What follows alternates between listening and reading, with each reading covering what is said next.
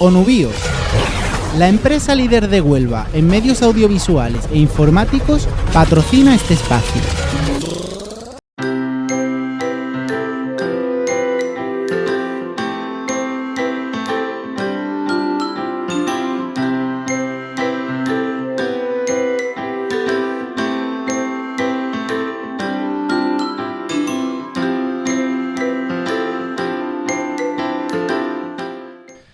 Bueno, buenas tardes. Mi nombre es José David Gutiérrez. Es para mí todo un orgullo poder estar aquí hoy en Murcia, después de haber pasado, como ha dicho el compañero, por otras ciudades. Y por supuesto también un orgullo poder contar y poder estar aquí con vosotros y presentaros a estos ponentes que hoy nos acompañan, que tanto han colaborado en nuestra gira. Sin ánimo de extenderme demasiado, y me vaya a permitir que lea el currículum de las personas que tengo aquí a mi ladito, ya que son varias cosillas, pues voy a presentar. Muy bien, pues aquí primero a mi derecha contamos con Andrés Escarvajal Frutos. Es doctor europeo en Pedagogía Social por la Universidad de esta casa, de Murcia. Especialista en mediación intercultural, asesor consultor de prácticas y políticas educativas. Ha sido secretario del Centro de Estudios Interculturales y miembro fundador. Evaluador de revistas científicas nacionales e internacionales. Entre sus más de 50 publicaciones y textos podemos destacar 2 libros. El primero de ellos es Interculturalidad, Mediación y Trabajo Colaborativo. Y el segundo de ellos es Comunidades Interculturales y Democráticas. Vamos, dentro de todos sus temas de investigación, pues encontramos, ¿no?, lo que es la interculturalidad, la mediación, la educación inclusiva. Vamos, que un crack, ya que estamos aquí. Por otro lado, que por ser el segundo quiere decir que sea lo menos importante, contamos con Mohamed Shems, educador social y pedagogo, y mediador intercultural por la Universidad de Murcia. Ambos, dentro de toda la dinámica del Congreso, pues nos van a ofrecer una bonita ponencia, la cual contribuirá al resto de ponencias que ya se han presentado y que se presentarán. Lo cual, todo lo que hoy aquí se hable, todo lo que después podáis intervenir, pues se recogerá y formará todo lo que es el plan estratégico que finalmente pretendemos construir. La ponencia que hoy os presento, o que mejor dicho van a presentar aquí los compañeros, es la mediación intercultural en escuelas en contexto de vulnerabilidad. Con que, sin más demoras, os presento, os tengo con ello. Muy bien, muchas gracias compañero, tanto a ti como a Antonio y a todos los compañeros de la gira española por la infancia, puesto que me consta ya que estáis haciendo una gran labor. Es la primera vez que en España se hace una gira de este calado, ¿no?, que llega a 33 universidades y bueno, yo creo que va a marcar un antes y un después, sobre todo en las políticas nacionales. Voy a trasladar, tanto cuando terminéis toda la gira, la información recogida en las conclusiones y los debates de todas las universidades, así como también a la Comisión Europea de Políticas de Inmigración, con la que tengo muy buenas relaciones.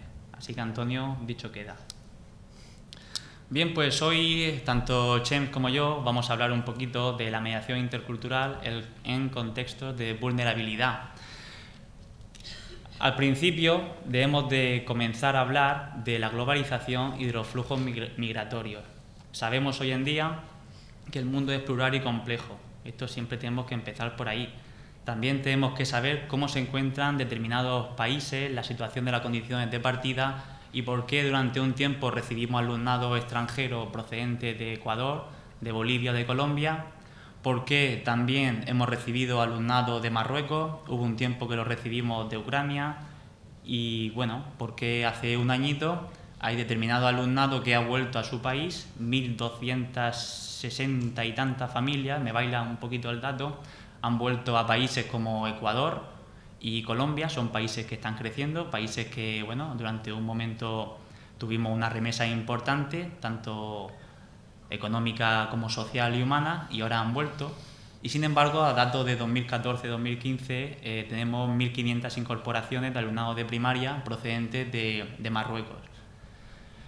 España, no debemos de olvidar que en los años 60 fuimos nosotros quienes salimos de España buscando una vida mejor, que en los años 90, con el boom económico y bueno, pues España era un país que también se encontraba creciendo, pues recibimos a muchos inmigrantes, y como desde 2013 hasta en la actualidad muchos de nuestros compañeros, amigos y familiares se han tenido que salir otra vez del país buscando pues una vida mejor.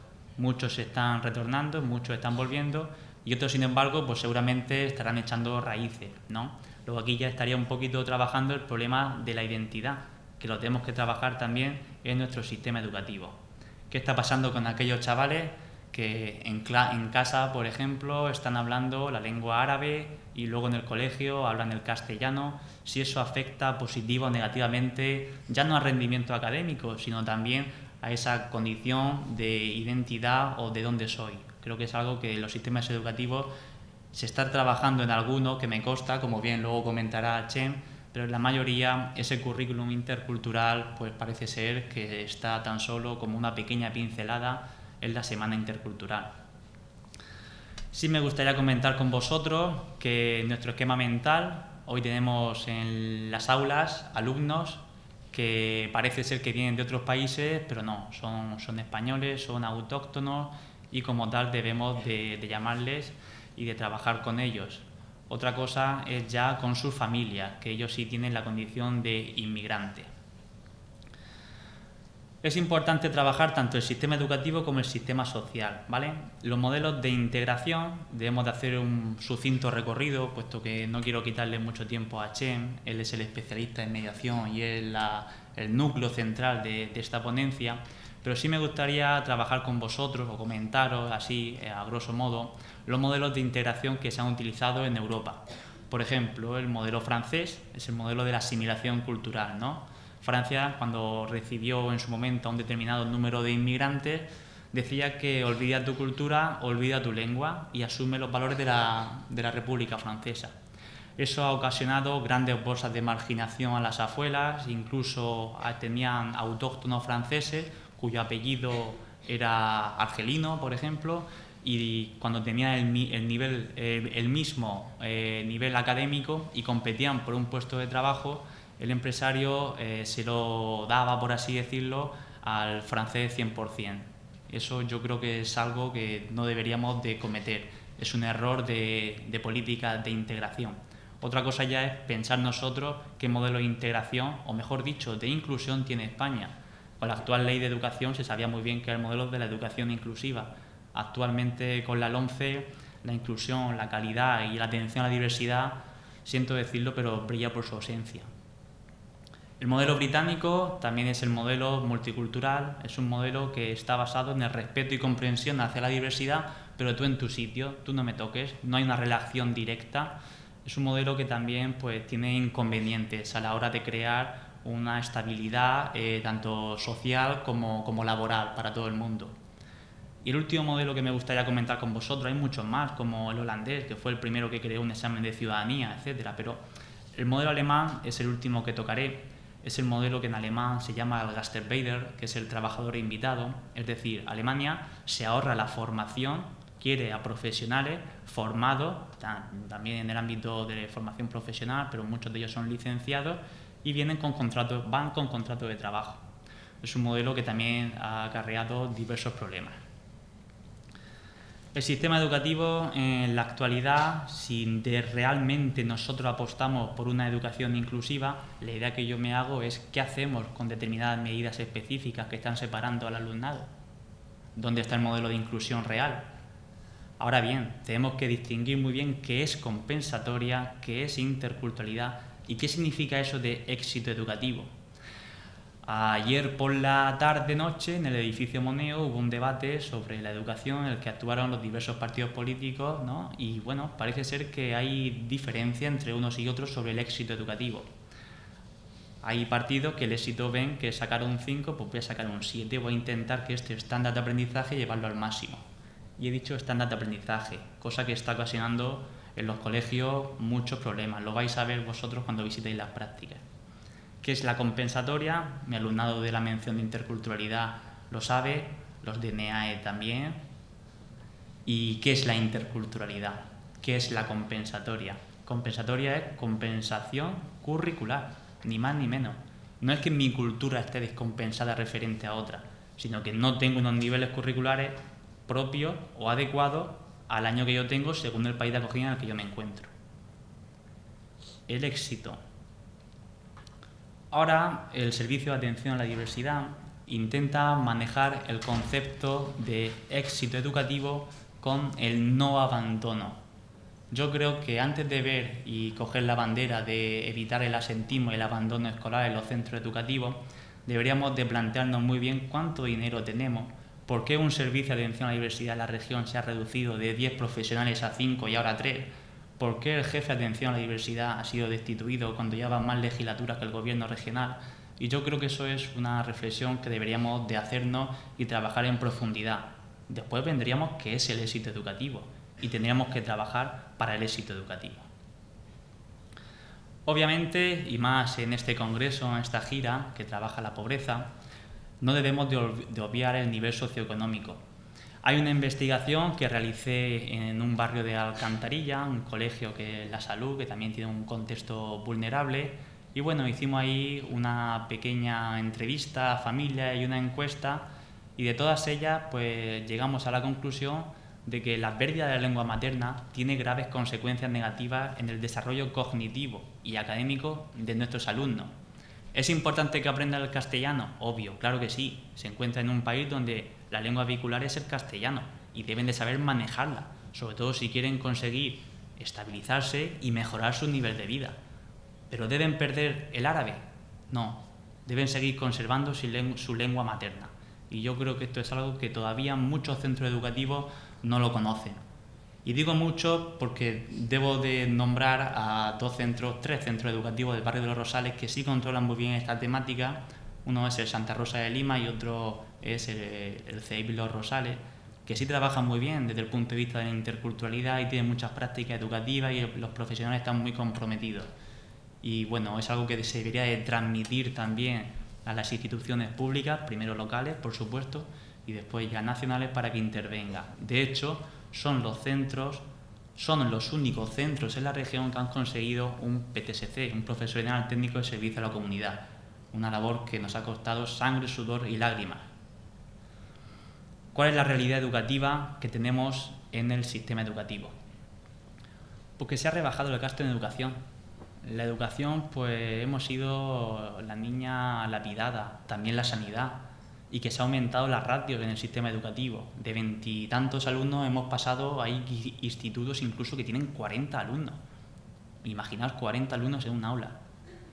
Los centros públicos son quienes reciben a la mayoría del alumnado extranjero. Aquí he puesto yo los más llamados inmigrantes de segunda generación. Tenemos que llamarlos como tal, autóctonos de origen extranjero. Ellos son españoles, sus padres no. Y suelen ser los que necesitan más apoyo. Luego, ¿qué hago yo con una PT que solo está 4 horas en un centro educativo, que tiene que salir a otro centro educativo otras 4 horas y después adiós? Creo que uno de los motivos, uno de los argumentos es el mejorar las condiciones sociolaborales, socioeducativas de estos chavales, y qué mejor con los profesionales de apoyo. Es algo que el lunes por la tarde estuvimos hablando en la Consejería de Educación y sí, hay predisposición, pero nos falta un poquito el apoyo económico y la partida a ver de dónde la cogemos, porque el dinero es el que hay y si quitas de un capítulo, tocamos otro capítulo y si quito esto no puedo hacer este proyecto y bueno, creo que después del 20 de diciembre pues seguramente haya más facilidades para llevar a cabo determinadas políticas y prácticas interculturales. Por lo tanto, creo que si nos estamos equivocando de modelo educativo, yo creo que sí.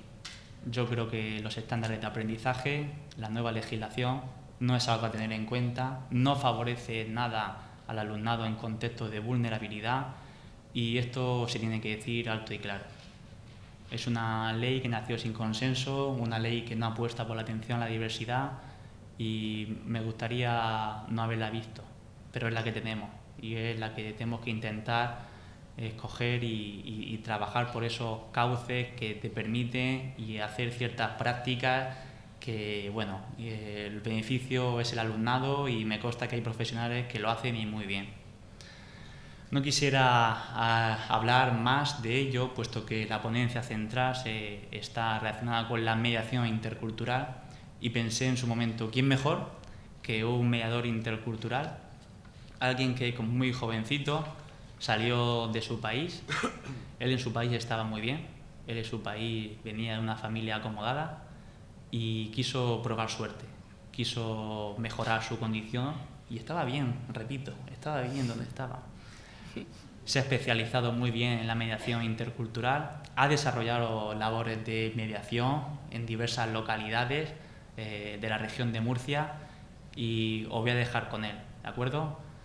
Muchas gracias por vuestra asistencia y por vuestra participación, puesto que después estableceremos un turno de debate, diálogo, que al fin y al cabo es lo que interesa, ¿no? También escuchar vuestras voces. Lo que nos interesa en esta gira española ya no es solo establecer unas ponencias, sino también escucharos a vosotros. Muchas gracias.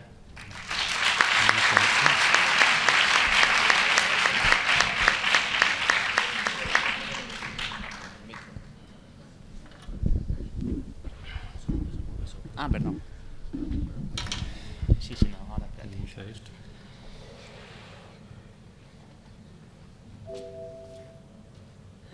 Dice que más pegadito, perdóname. No, quédate. Bueno, a continuación vamos a ver 3 vídeos, 3 historias de vida de 3 personas del barrio de Los Rosales. He tenido posibilidad de trabajar en el barrio el año pasado como mediador intercultural y Andrés me había comentado de hablar un poco del barrio y yo había pensado la mejor manera de hablar del barrio es hablar a través de sus propios vecinos.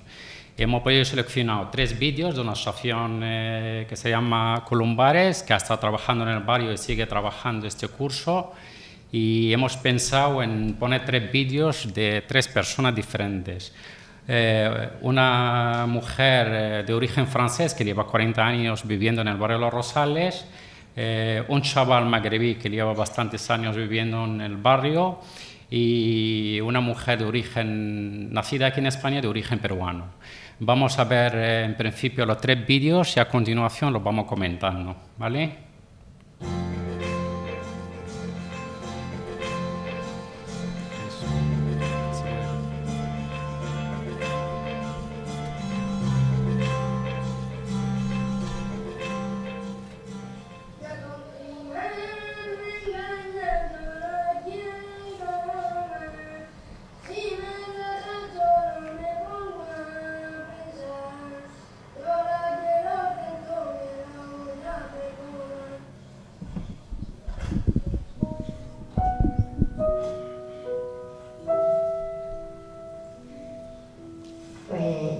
El barrio de Los Rosales es una muestra de botón del mundo.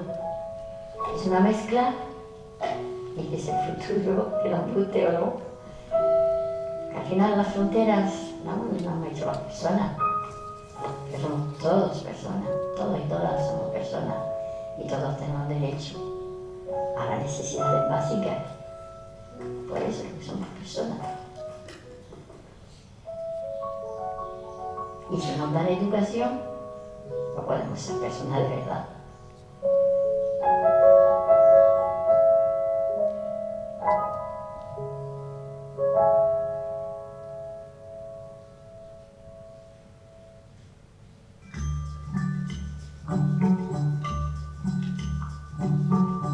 Los niños son el futuro, y en ellos es donde hay que empujar para que intercambien. Una de las cosas que fomentamos mucho el valor del esfuerzo, y que hay que trabajar y sobre todo, por lo menos que obtengan el cuarto de la ESO. De forma general, yo por ejemplo en la placeta normalmente juegan todos los niños, niños gitanos y españoles, hay marroquíes, niños senegaleses, No le dije yo, no hay problema. Somos los mayores y muchas veces le empujamos a no juntarse con uno u otro.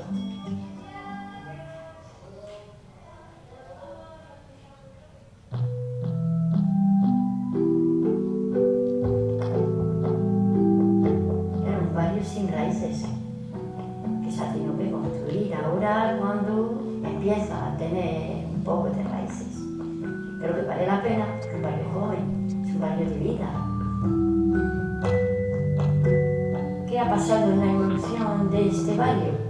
Pues yo principalmente creo que la causa más grande de la destrucción ha sido la droga. La entrada de la droga a partir del 92, cuando se notó mucho, que empujó gente que vio que tenía posibilidades a irse. Y entonces irse de aquí es lo que ha traído gente nueva, que la mayoría son inmigrantes. Pero eso en sí no es malo, porque han vuelto a venir gente joven.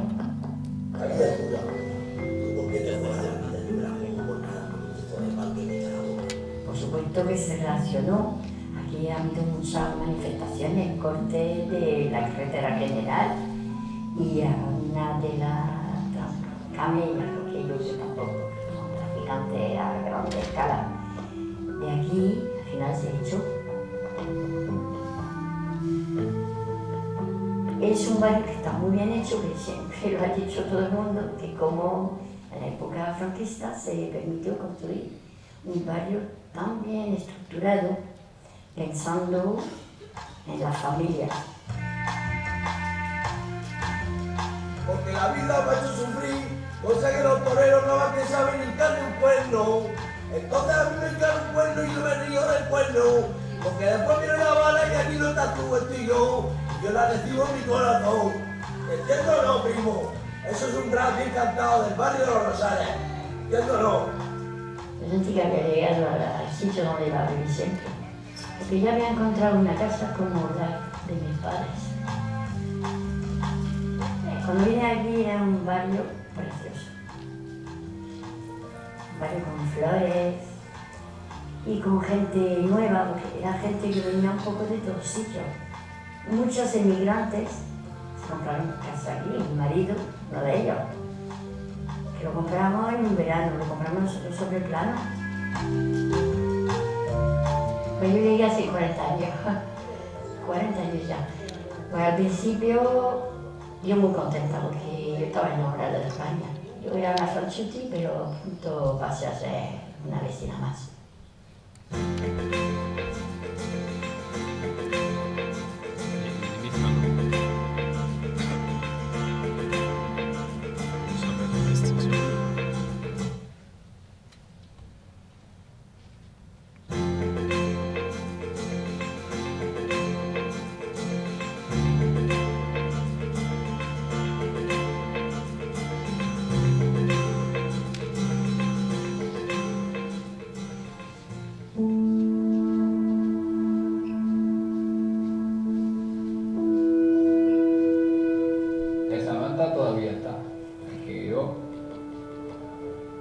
Esta era mía, que la heredó luego mi hermano, que luego la heredó el otro hermano y que todavía creo que está ahí en Marruecos. Estos dos son mi hermano, que ahora el Medi tiene a sus 15 años y el Ana tiene a sus 17 años. Ellos como han llegado aquí más pequeños han adaptado mejor que nosotros ya éramos un poco mayores. Esto, por ejemplo, yo descansando de pequeño, que tengo aquí, al lado tengo aquí un piano de esos Casio, que todavía me lo conservo y todavía en buen estado y funciona perfectamente. Esto como yo con mi madre a los 6 meses y esto con mi padre a los 4 meses. Por eso te digo, mi padre era fanático de fotografía, pero ya no teníamos muchas cosas. Pero éramos felices. La única foto que tengo en la playa Era una cámara desechable que me la compré para hacer una foto. Y ese año hice esa foto.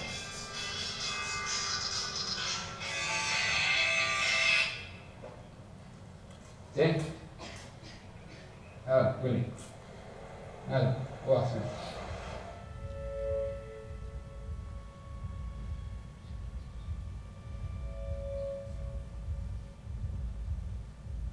Echo de menos mi infancia porque eran los momentos más felices.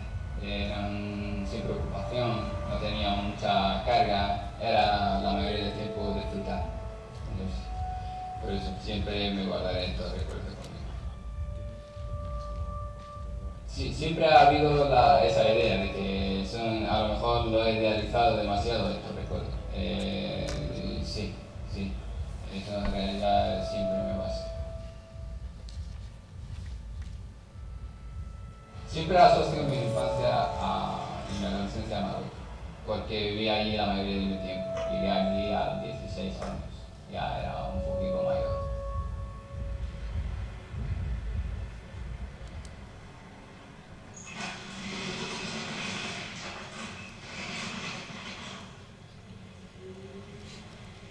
El día que dejé Marruecos para venir aquí, nunca lo olvidaré.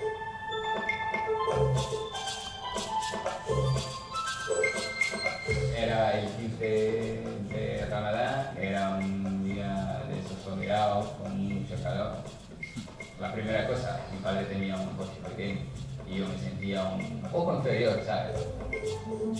Llegar a Almería sabiendo que ya no vas a volver a Marruecos, a lo mejor en un año o dos, y ahora ya son muchos años que no.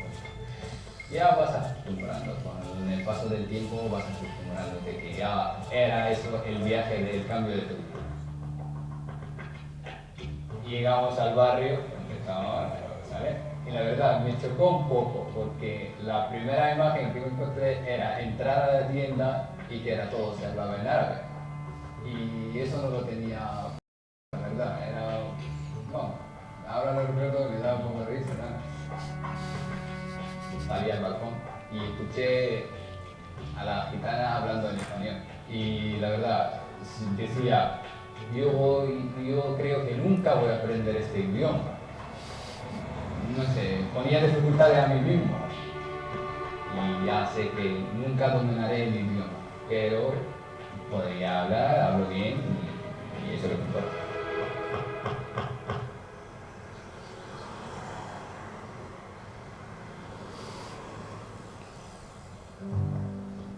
El proceso de adaptación ha sido rápido, no completo, pero porque nunca puede ser completo. Siempre estás partido en dos. Tienes parte marroquí y parte española. Yo de aquí a unos 6 años ya podría decir que soy mitad-mitad. Estoy pensando en volver, en hacer mi negocio, en aportar mi experiencia en España, aportarla a mi país, a hacer mi grano de arena yo también.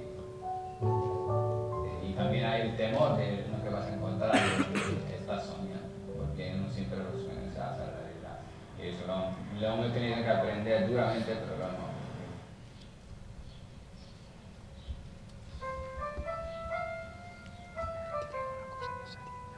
A veces me siento alejado del barrio porque tengo unos sueños más grandes que yo. Ya me sitúo en un futuro donde no estoy en el barrio, estoy haciendo mi vida en otro sitio y eso siempre me ha acompañado.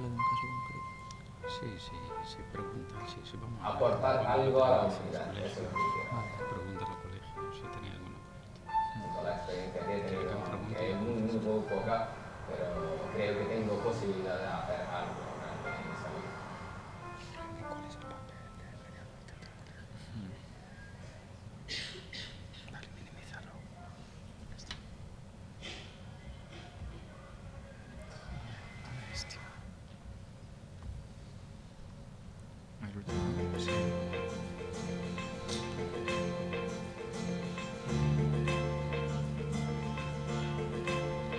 es la caña.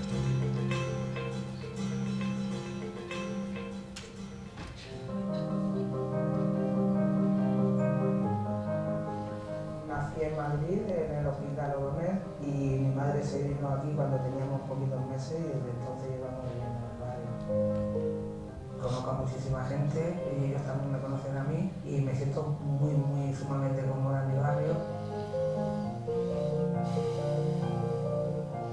He viajado muchísimo, me encanta viajar, he vivido durante más de una década en Inglaterra, pero hay algo que siempre me llama y es el barrio. Siempre tienes la necesidad de volver al sitio donde creciste, ¿no? En el sitio que te reconoce. Me encanta mi bicicleta, amo mi bicicleta. Es la razón principal por la que muchas mañanas me levanto. He tenido muchas bicicletas y algunas de ellas le he puesto incluso nombres, como a la Lola, que me la secuestraron. Me encanta coger la bicicleta y dar una vuelta por ahí, sentirme como libre. Me parece que han venido siempre a buscar ahí. Como esta mañana que me voy a encontrar con mi gran amiga Elena, que es una gran educadora social y que ayuda en este barrio a los más jóvenes en su educación. Me gusta mi barrio y me gusta mi gente. Es un barrio lleno de vida y de color donde las personas se encuentran.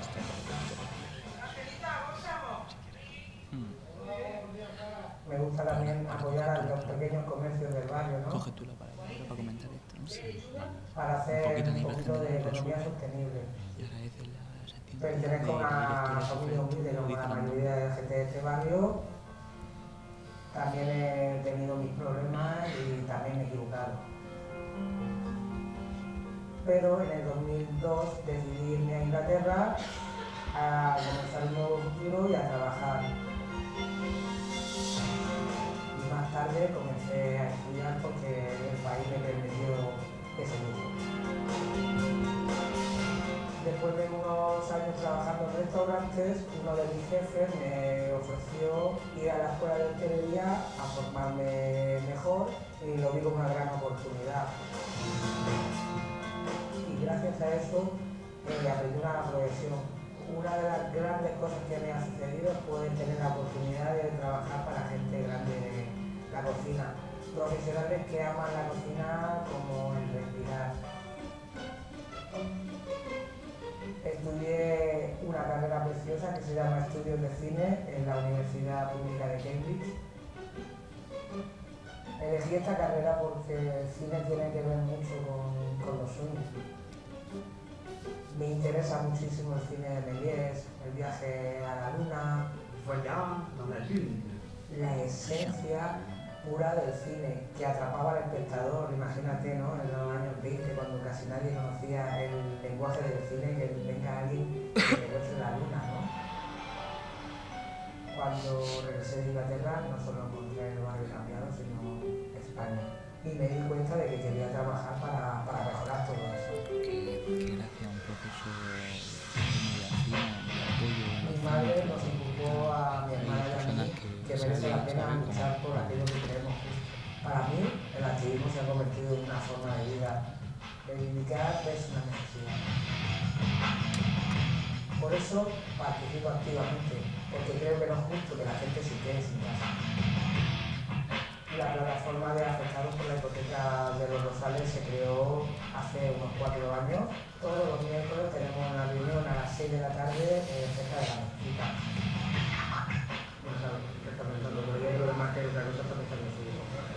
¿Qué pasa mañana? O mañana no, dentro de una hora. En la plataforma lo que le ofrecemos a las familias son armas para que se puedan defender contra los bancos y la administración. Durante todos estos años han pasado muchas familias por la plataforma y creo que hemos mejorado sus posibilidades. Pero hace falta mucha más calle, hace falta que la gente reivindique sus derechos sociales.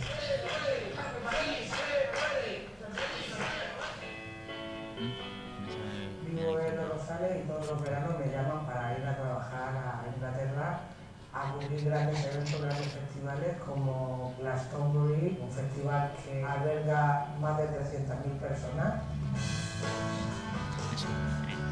En estos festivales yo lo que me encargo es de supervisar, dirigir las diferentes cocinas que la empresa por la que trabajo, que se llama Mocamanía, tiene por los distintos festivales. Durante varios años trabajé en un restaurante del famoso cocinero Jamie Oliver en Cambridge, un restaurante que se llama Jenny's Italian.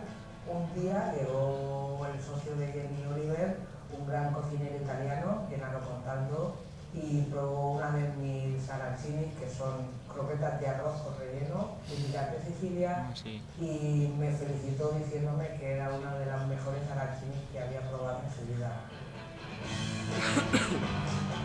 Eso para mí supuso una de las grandes experiencias que he vivido durante mi carrera de como cocinera, y me gustaría compartir esta receta con todos vosotros. En primer lugar, quitamos la cebolla y luego la sofreímos. Añadimos el arroz, sofreímos y vamos añadiendo poco a poco el caldo de verduras. Continuamos añadiendo el caldo y removemos hasta que el arroz esté cocido. Una vez que el arroz está en su punto, lo dejamos reposar. Mientras que el arroz se enfría, cocinamos los champiñones y los reservamos.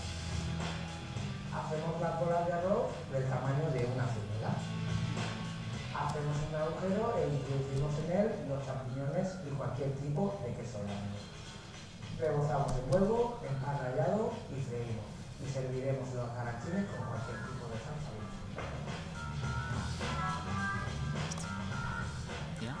Soy Sara, vivo en Los Rosales y me considero ciudadana del mundo. Ya está.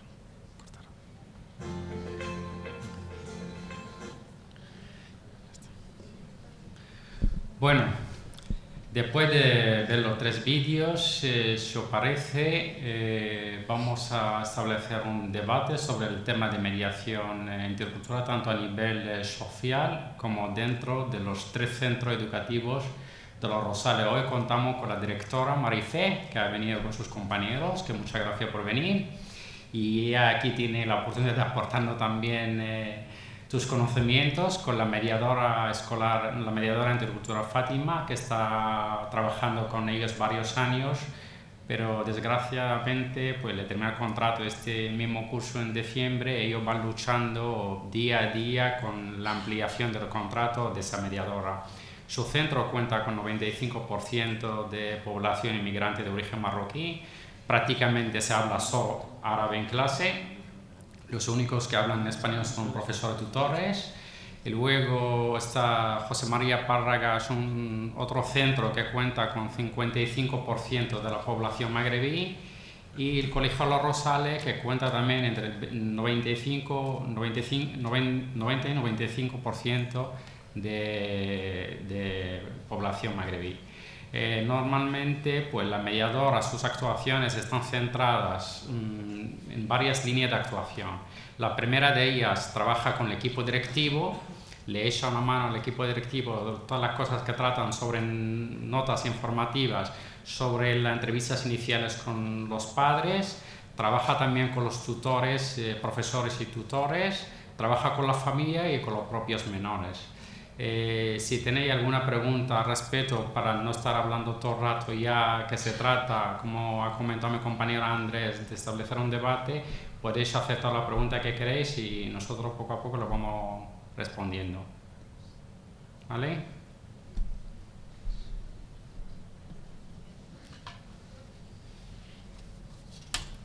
¿Alguna pregunta? ¿Alguna pregunta, Marifé? Voy a levantar la mano. Sí.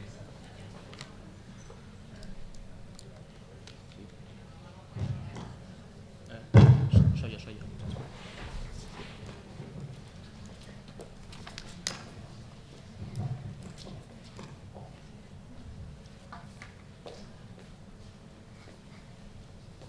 Buenas, gracias. Lo primero, dar las gracias desde la mención intercultural a nuestro profesor, Andrés Carvajal, porque muchos llegamos a la mención de intercultural de rebote, pero creo que nos hemos quedado en la mejor mención.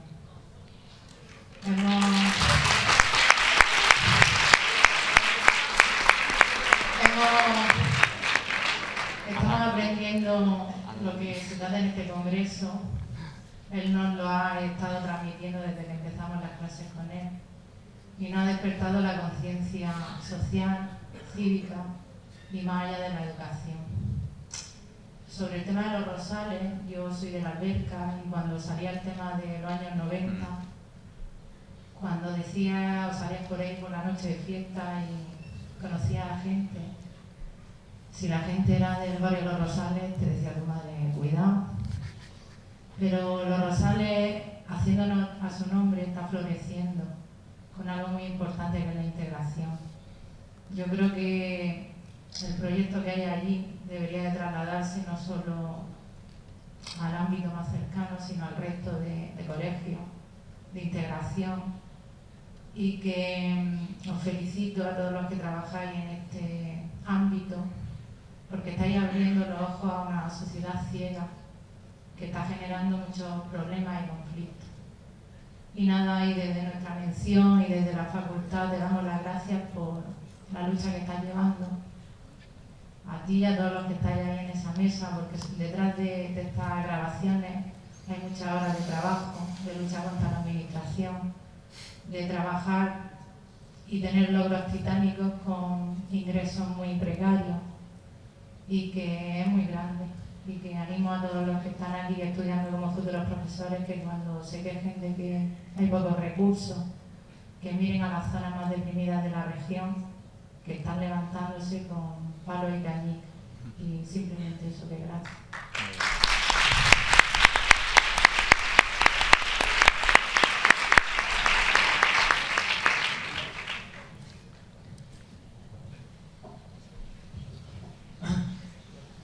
Yo tenía una pregunta. ¿Cuál es, en vuestra opinión, la mejor forma de trabajar con chicos a los que desde pequeños los enseñan a ponerse a la defensiva, los enseñan a desconfiar? Tanto de gente que venimos de fuera a ayudarlos como en el propio barrio. El tema de, como os comenta, el tema de la defensiva, eso viene muchas veces de la experiencia de los propios padres. La experiencia al venir a un país que desconoce el idioma, desconoce la cultura, desconoce la historia del país, desconoce la ley y trata con gente que habla un idioma diferente al tuyo, pues siempre ese miedo crea esa desconfianza. Entonces, para evitar eso hay que crear espacios para ganar esa confianza de esas personas, trabajarlo, implicar a todos en la participación, tanto a los críos como a la propia familia. Decir, mira, yo estoy aquí para ayudarte, no para imponerte. ¿Cuál es el problema de esos críos, de sus propias familias? Cuando se acercan al centro educativo, normalmente tienen un poco de miedo a profesores tutores por el tema del idioma. Ellos tienen miedo al profesor porque ellos piensan siempre que no le entienden. Y como piensan que no le entienden, por eso no acuden. Por eso la relación familia-escuela entre la población magrebí y los centros educativos es casi inexistente. Menos algunas familias con cierto nivel formativo que hablan más o menos el idioma, sí que se acercan un poco más, y eso se nota mucho en la educación de los críos. Se nota mucho la relación familia-escuela, también se nota muchísimo la relación alumno-profesor-tutor. ¿Vale? Bueno, muchas gracias.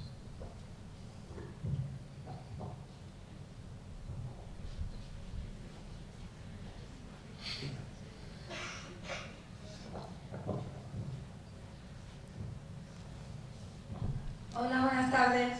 Me llamo Inma y mi pregunta es que ¿cómo se siente el mediador intercultural al ver que cada vez se le dan menos recursos para trabajar de lo que él quiere?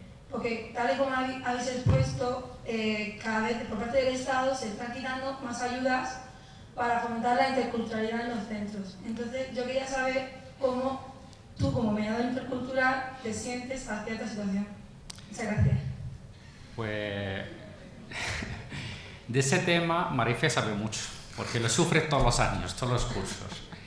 Pero yo te cuento desde mi experiencia, porque yo fui uno de los pioneros en mediación intercultural aquí en la región de Murcia. Te estoy hablando hace 16, 18 años. Me llamaron simplemente para ayudar a un par de familias y hacer lo que es la traducción, porque la mediación intercultural con el tiempo ha ido cambiando. Al principio no era mediador, simplemente era el traductor, que venía a traducir, y poco a poco iba mejorando sus funciones empezó a trabajar lo que es la mediación, que son 3 tipos, que está la mediación preventiva, la mediación rehabilitadora centrada en los conflictos y luego la mediación, la última, creativa, lo que es promueve el conocimiento y reconocimiento de la diversidad lingüística y cultural.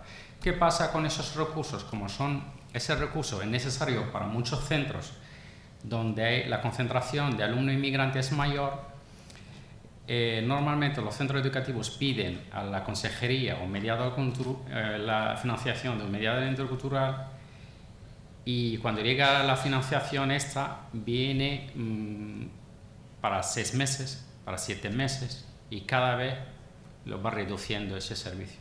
¿Qué pasa? ¿Quién es el perjudicado en ese sentido? Los grandes perjudicados son los propios menores. Pero para el propio mediador intercultural es un problema enorme. ¿Por qué? Porque ahora mismo la mediación intercultural está en manos de las asociaciones. No como el caso de Bélgica. Por ejemplo, el mediador intercultural en Bélgica es un funcionario público y tiene su propia formación. Aquí un centro educativo, si quiere contratar a un mediador o una mediadora intercultural, tiene que hacerlo a través de una asociación. La asociación se queda con una parte de dinero y luego la otra parte de la seguridad social, y luego la otra parte para la mediadora o el mediador que está ahí. Y muchas veces ni siquiera están contratadas a jornada completa, sino están contratadas 10 horas, 15 horas, 20 horas, como el caso de Fátima, que está con ellos. Fátima, por ejemplo, en el caso de la mediadora individual, está en 3 centros educativos. Tiene que estar 2 días en uno, otros 2 en otro y el viernes en otro. El tema para esos mediadores, pues realmente es desesperante porque no ofrecen una estabilidad a nivel laboral. Muchos mediadores que yo he conocido durante estos años han dejado ese trabajo, se han dedicado a otra cosa. ¿Por qué? Porque nunca saben si les van a renovar el contrato o no. Es cuestión de problema administrativo, no es del propio colegio. El colegio no tiene recursos y cuando llegó la crisis económica empezaron a evitar cualquier proyecto relacionado con la mediación intercultural, han empezado a evitarlo, es decir, que no te lo financian. Y los centros educativos han tenido que recurrir a otras historias, a otros proyectos, llamándolo con otro nombre de absentismo escolar, para poder contratar a una mediadora intercultural.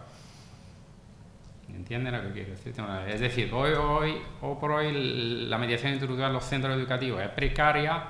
Sufren los menores, sufren las familias, sufre el centro educativo en los casos de concentración de alumno inmigrante, y la administración en ese sentido no se responsabiliza en fomentar, promover esa figura. Esa figura realmente ahora mismo está regular. ¿Vale?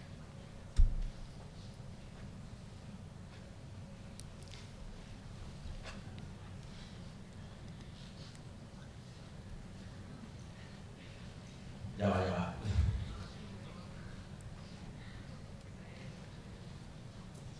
Esta pregunta la misma. Digo yo.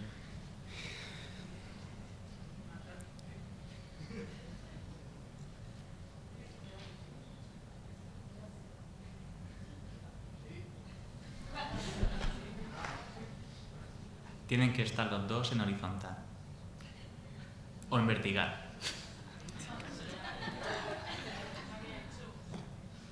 Hay un dibujito que es así, que creo que es así y así.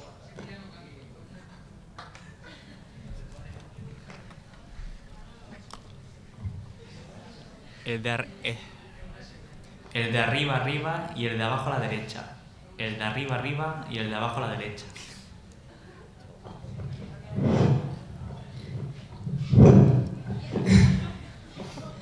Buenas tardes. Lo primero, gracias por venir. Lo segundo, sí, con todas estas medidas que estáis trabajando en barrios conflictivos como en Los Rosales y en La Fama, y supongo que además donde obviamente hay muchos problemas que se observa,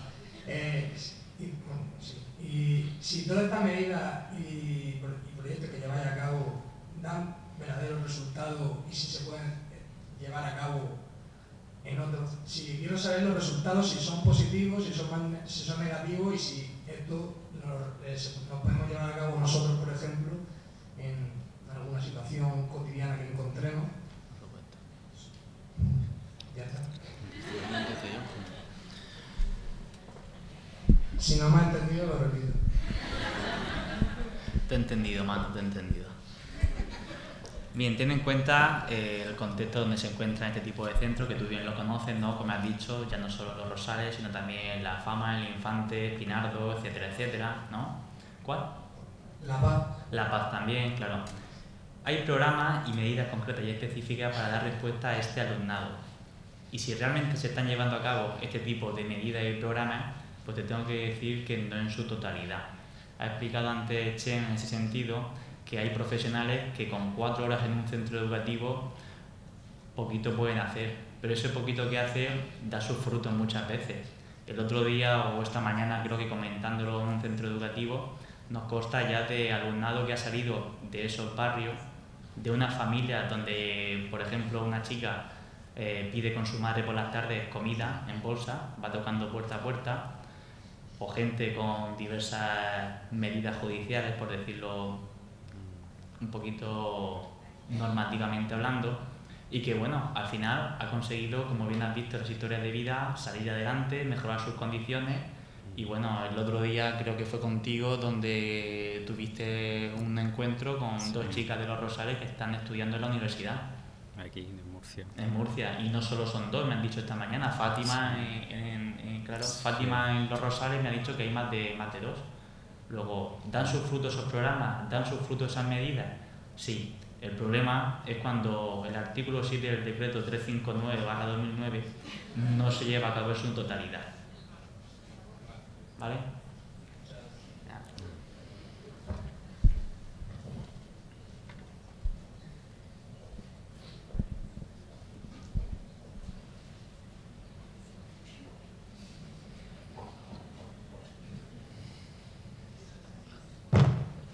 Buenas tardes.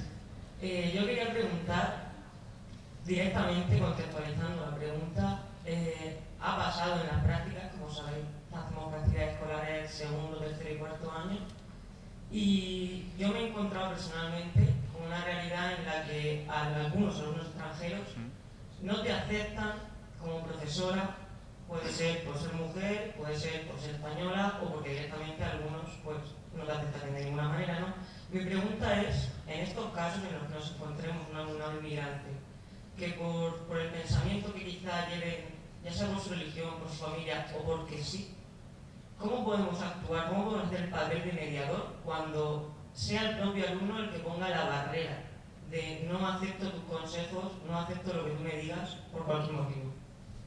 Gracias. El tema que comentas yo lo he visto muchas veces con compañeras mías mediadoras. ¿Qué pasa? Que cuando tratas con una cultura más o menos machista, hay que intentar de abordar de eso de la mejor manera posible, empezando por la propia familia. Yo muchas veces, las escuelas de padres donde he estado, he intentado trabajar la dinámica familiar con el tema de relación chico-chica. ¿Entiendes lo que quiero decirte o no? Entonces, si no se aborda en el seno familiar, es difícil que tú lo abordas con el propio crío. Yo, por ejemplo, hace un montón de años en el pueblo de Cabeza Torre, me llegaban 5 hermanos, 4 chicos y una chica. Y cuando entraban a clase, lo primero que hacía la chica era coger la carpeta de los hermanos, abría la carpeta, y cuando se levantaba, ella recogía el material didáctico de los críos. Y a mí también me costó mucho trabajo, aunque soy del mismo país. Soy del mismo país, pero soy de otra zona diferente. Lo que hay que tener en cuenta es que el perfil de esas familias que viven aquí en la región de Murcia, en la región de Almería, son de zonas rurales.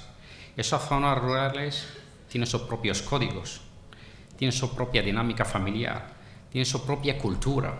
Dentro del mismo país existen muchas culturas. Hay que quitar de la cabeza eso de que son marroquíes, todos los marroquíes son iguales.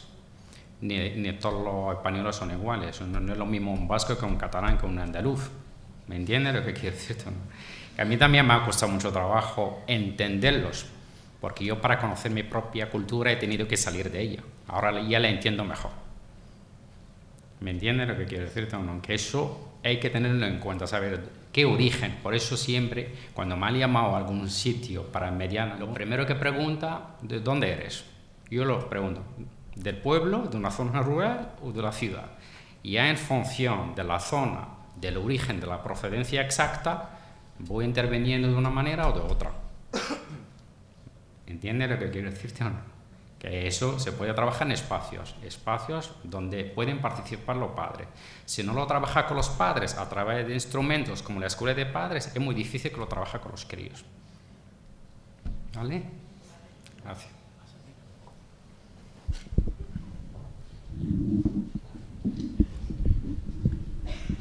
En mi caso, siguiendo lo que acabas de preguntar, yo tengo bastante experiencia con el colectivo gitano rumano.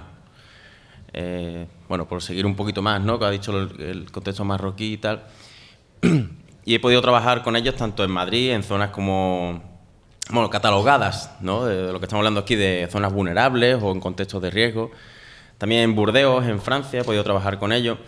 Y lo primero que hacía era preocuparme un poquito por la cultura, ¿no?, como bien se ha referido aquí el compañero, pero también, aparte de conocer a los padres, los institutos donde iban, los que iban, claro, era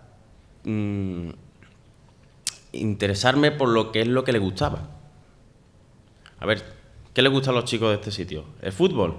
Bueno, pues vamos a empezar a través del fútbol, vamos a empezar a conocerlo, vamos a empezar a ir poco a poco, ¿no? Porque muchas veces yo creo que queremos que el chico o la chica directamente, pues, boom, saque estudios, sea el primero, sea no sé qué, o simplemente vaya ya al colegio, pero a lo mejor a veces que depende de la persona hay que utilizar otras vías, ¿no? Y en ese caso, en el mío personal, pues me ha valido perfectamente.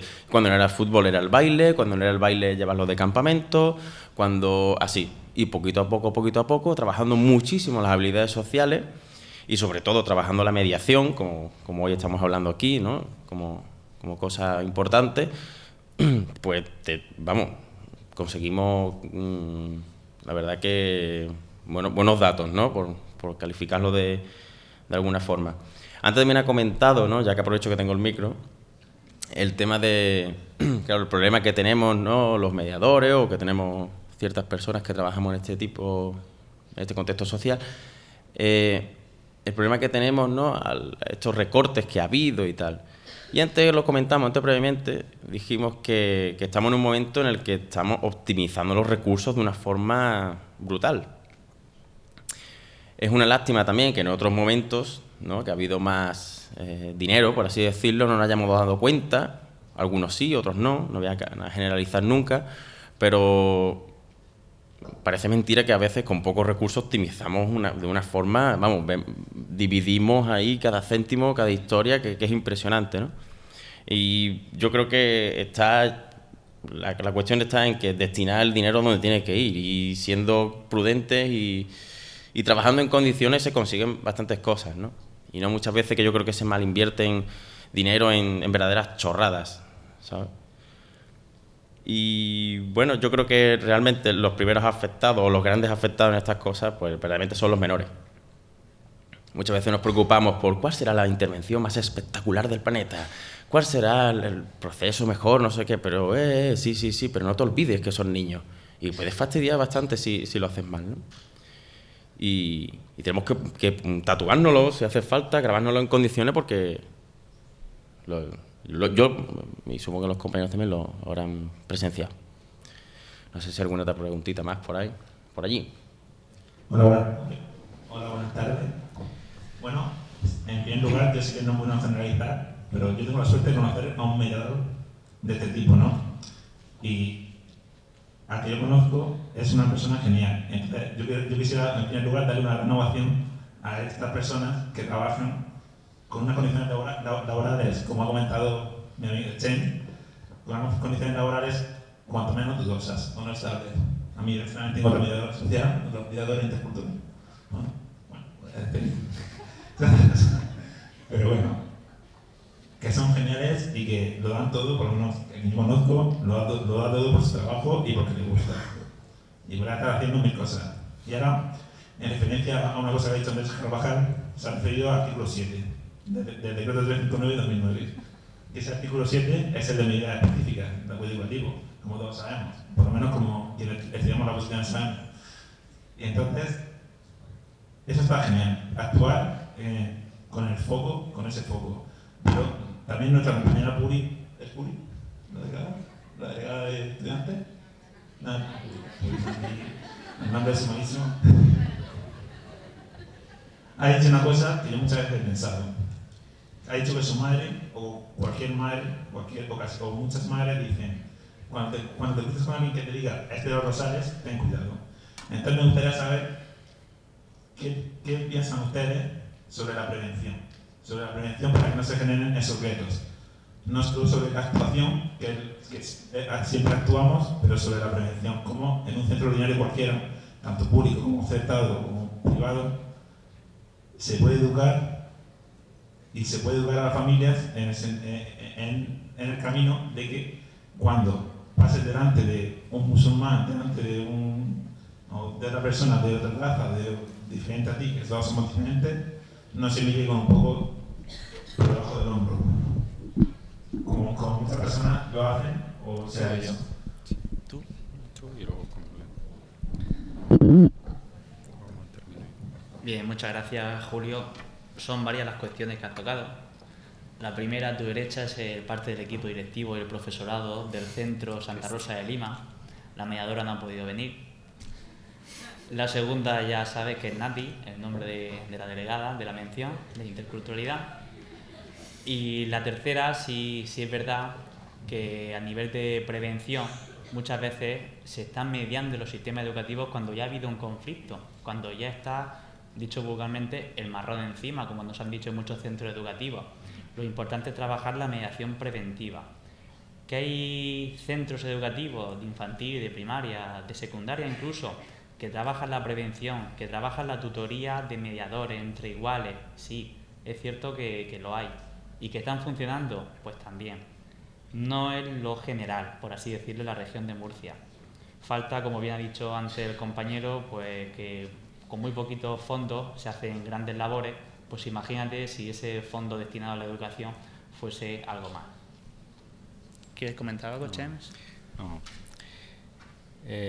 Solo lo que quiero añadir que el tema de prevención cuesta más dinero. Como cuesta más dinero, pues la administración prefiere más intervenir. El tema de mediación ha funcionado un montón de proyectos aquí en la región de Murcia, desde el proyecto Urban, que empezó el año 98. El proyecto Urban era un proyecto similar a nivel de prevención en los centros educativos. Sí que existía un mediador intercultural, que era yo, y otra compañera española que hablaba árabe perfecto y también trabajaba en el barrio de San Pío, en el barrio de Carmen. Sí que funcione, además, no solo que funcione bien el tema de mediación y prevención dentro de los centros educativos, sino esos menores que yo trabajé con ellos, aquellos maravillosos años, ahora tienen su formación y yo me alegro mucho verlos por la calle gracias a la mediación a llegar lejos a terminar sus estudios superiores. Pero para eso hay que apostar, hay que tener gente que está trabajando con un contrato digno, hay que apostar por la mediación y apostar por esos futuros ciudadanos, que esos críos inmigrantes también son los futuros ciudadanos españoles. Es decir, no es solo inmigrantes, sino es que como si estamos tirando la piedra encima del propio tejado.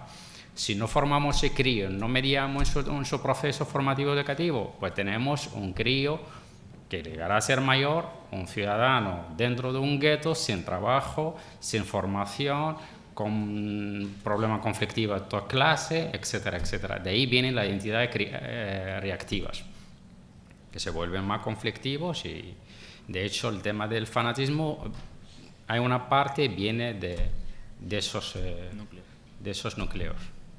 ¿Vale? Buenas tardes, yo soy María Celse y me gustaría preguntar sobre si vosotros consideráis que el profesor de hoy en día está falto de saber cómo actuar con los alumnos que tienen estas necesidades.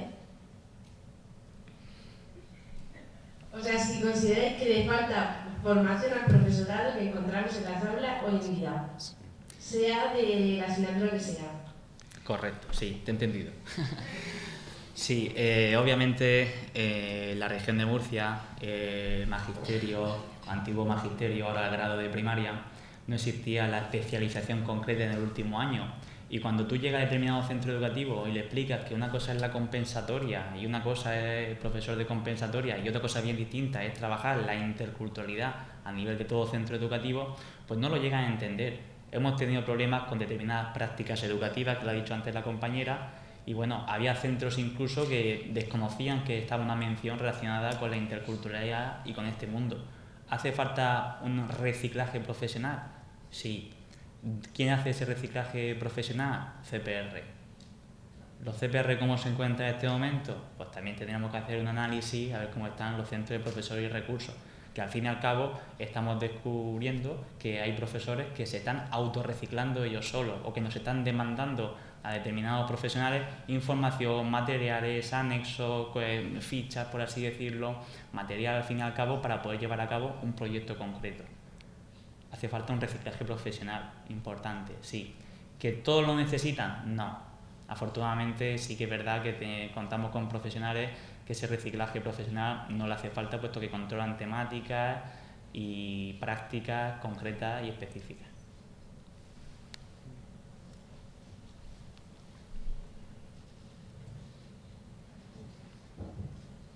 Quería preguntar que cuando habéis trabajado, hacéis la migración en los proyectos, todas esas actividades, os habréis encontrado con las dos caras, la positiva, que enriquece, pero cuando os encontráis la negativa, pero ya me refiero a la negativa extrema, de decir, si es que, aunque suene mal, es un caso perdido, si os habéis encontrado situaciones de ese tipo, ¿y qué hacéis? ¿Desistís? ¿Seguís?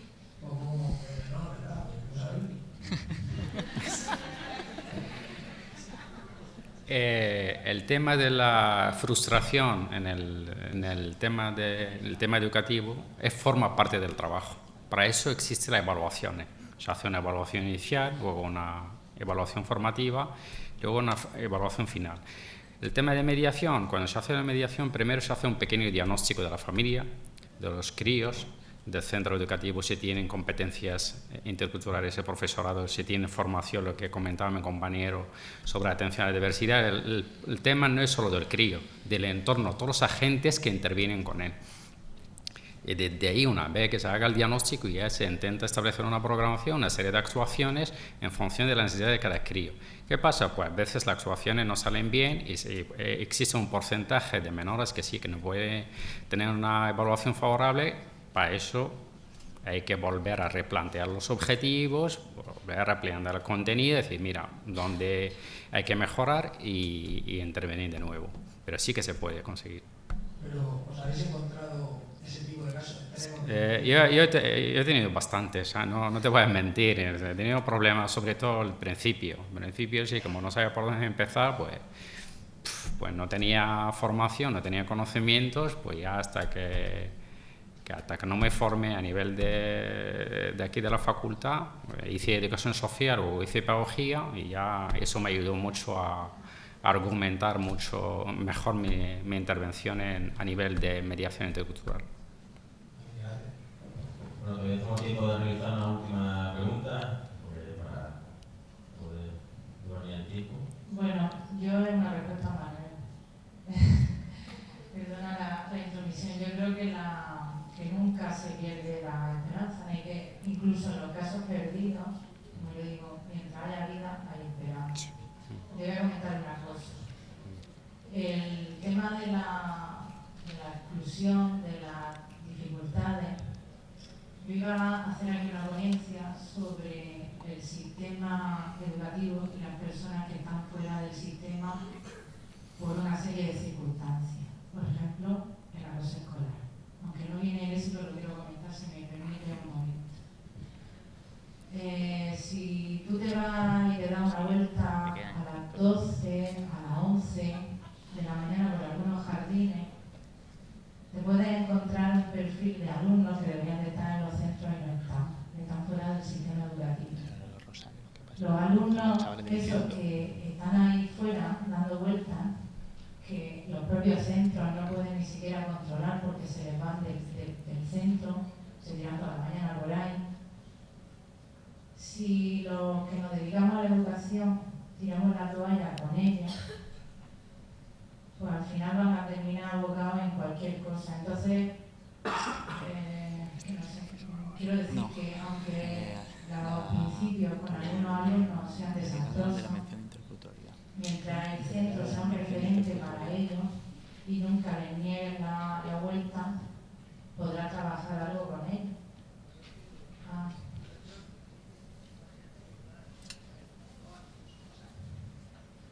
Si le pasa el micrófono, nos enteramos todos. Yo me refiero al principio. Es que si, me refiero al final. Si tú deciste al principio, pues vaya perdón. Si tú al final de ese proceso, o cuando tú consideras que has llegado al final del proceso y que no da más, es que por más que quiero, es que hay un caso en que este chico, pues la chica no.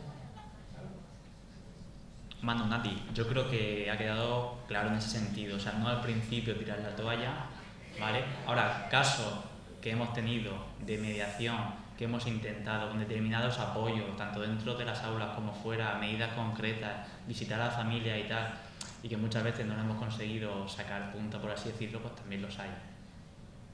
La frustración forma parte de trabajo. Sí. ¿Una más? Venga. Bueno, venga. Sí, ¿no?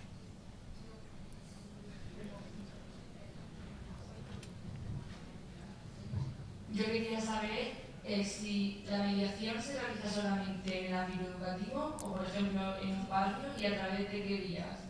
¿Cómo hacer todo un barrio, por ejemplo, en el que encuentra un gueto o al cual puede ser difícil acceder a esa mediación?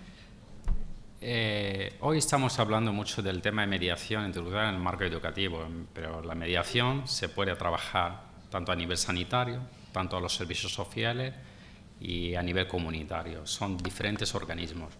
Lo que pasa es que, como Andrés, la mayor parte de vosotros estáis trabajando, estudiando lo que es la mención de pedagogía, de magisterio, ¿no? Sí, de magisterio. Sí, por eso estamos hablando mucho del marco educativo, la mediación dentro de ese ámbito. Pero sí que la mediación existe en varios organismos. Por ejemplo, el tema el Hospital La Resaca tiene su propio mediador intercultural. Los servicios sociales, en Fuente Álamo hay un mediador intercultural. En Águilas hay otro mediador intercultural contratado por la administración. Pero son pocos casos. Muy poquitos casos. San Javier también hay otro. Y a nivel comunitario, pues son proyectos de asociaciones, pero sí que existen en todos los ámbitos. No llegamos a nivel de País Vasco, Cataluña, sí que están todos los organismos. Aquí no. Aquí la figura realmente, los mediadores interculturales que sobreviven, entre comillas, son muy pocos. De hecho, cuando llegó la crisis económica, los 3 o 4 mediadores aquí que llevaban 20 años trabajando, la han echado a la calle. Pero sí que existe en todos los ámbitos.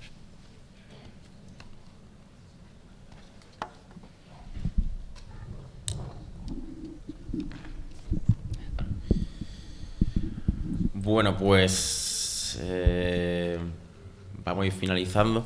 Yo creo que podemos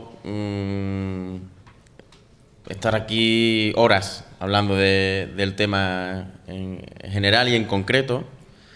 Y bueno, parto un poco así para generalizar un poco de todo lo que hemos hablado, que digamos a un nivel macro, ¿no? Tenemos que conocer todo aquello que detalló Andrés al principio, de lo que es los flujos migratorios, lo que es la globalización, porque interesarnos también por cuestiones más macro, más estructurales, puede ayudarnos en la intervención práctica, ¿no? Como antes también nos hemos referido en cuanto a la cultura. Yo creo que resulta evidente, lo hemos puesto claro, el situar lo que es el mediador como algo totalmente relevante, ¿no? El papel que tiene en la sociedad un mediador, hemos puesto de relieve, ¿no? Su importancia, su relevancia, y a través de los casos concretos, ¿no? Con los 3 vídeos, en que la señora mayor, en Jalil, en Sara, cómo cada persona pone su granito de arena, ¿no? En su barrio, ¿no? Entonces también pues, habrá que añadir un poco, ¿no? de esa implicación social comunitaria, apoyarnos no solamente como mediadores, apoyarnos en trabajadores sociales, educadores, etcétera, etcétera, etcétera, ¿no? para realmente tener sacar los frutos de esa mediación y no olvidarnos, ¿no?, de toda esa red que tenemos que plasmar y hacer efectiva dentro de toda la intervención. Pues, sin más, si queréis añadir algo más, compañeros. Yo tan solo una vez más agradecer tanto a la organización como particularmente a Antonio. Si no, alcachofas me sobran, no te preocupes. Gracias. Y bueno, también así al elenco de voluntarios que gracias a ellos finalmente se ha podido llevar a cabo. Y como no, en el último lugar, pero no por ello menos importante, a mis queridos alumnos también, que por todos vosotros yo muero.